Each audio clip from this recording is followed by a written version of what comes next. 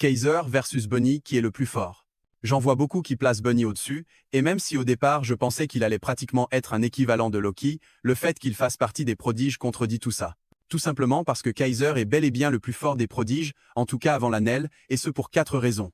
Premièrement, Chris Prince le dit lui-même de manière très explicite. Deuxièmement, tout le développement de Kaiser est basé sur le fait qu'il s'est satisfait de sa première place.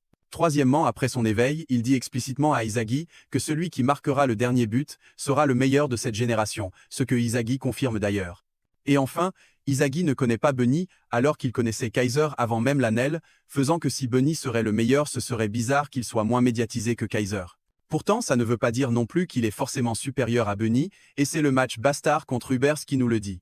Rappelez-vous, Kaiser a dit lui-même que Lorenzo s'était amélioré depuis leur dernier affrontement, signifiant donc que tous les prodiges sont devenus meilleurs, et sachant en plus que Bunny s'est fait les os en pro en ayant joué face aux plus grandes équipes, il est tout à fait possible qu'il se soit amélioré au point de dépasser Kaiser. Pour les départager, il ne faut évidemment pas faire l'erreur de se baser sur la NEL, vu que Kaiser a subi un nerf beaucoup trop grand. Il faut donc faire appel à la logique narrative. Kaiser est le rival direct d'Izagi pour la place de numéro 1.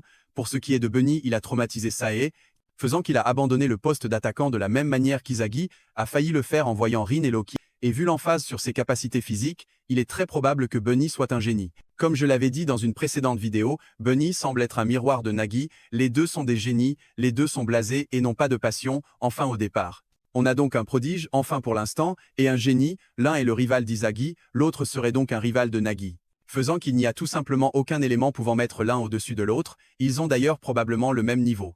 En revanche, il est probable qu'à la fin de la CDM, Kaiser en sorte comme étant plus fort, vu que je pense toujours que Kaiser est la symbiose entre un génie et un prodige.